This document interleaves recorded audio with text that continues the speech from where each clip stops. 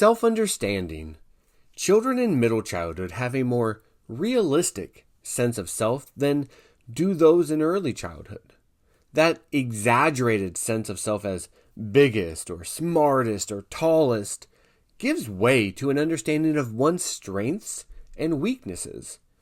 This can be attributed to greater experience in comparing one's own performance with that of others and to greater cognitive flexibility.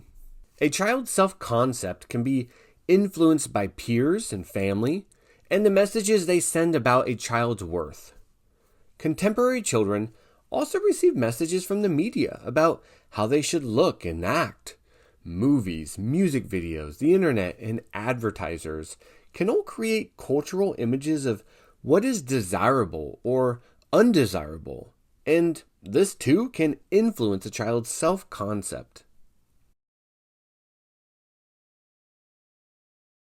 Remarkably, young children begin developing social understanding very early in life and are also able to include other people's appraisals of them into their self-concept, including parents, teachers, peers, culture, and media.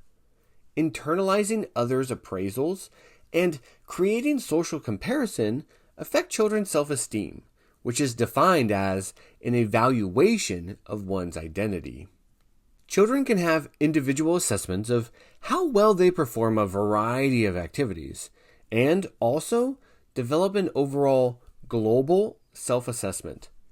If there is a discrepancy between how children view themselves and what they consider to be their ideal selves, their self-esteem can be negatively affected.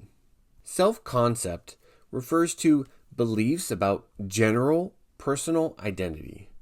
These beliefs include personal attributes such as one's age, physical characteristics, behaviors, and competencies. Children in middle and late childhood have a more realistic sense of self than do those in early childhood, and they better understand their strengths and weaknesses. This can be attributed to greater experience in comparing their own performance with that of others, and to greater cognitive flexibility.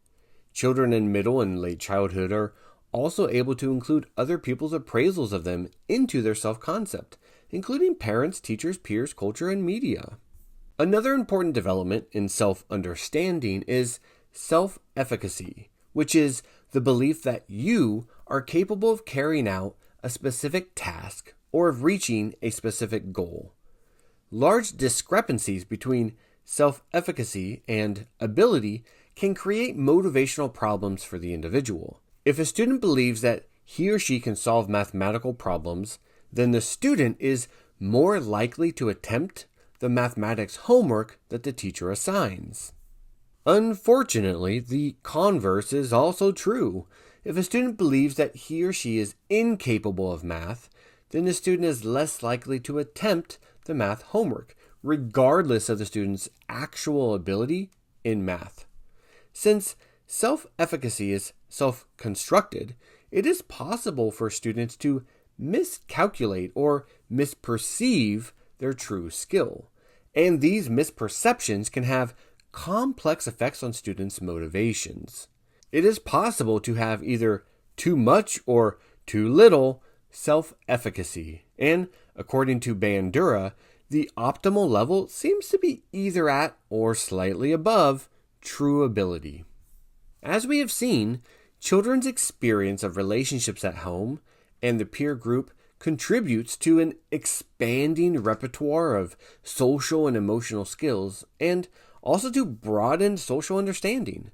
In these relationships, children develop expectations for specific people, leading, for example, to secure or insecure attachments to parents, understanding of how to interact with adults and peers, and self-concept based on how others respond to them.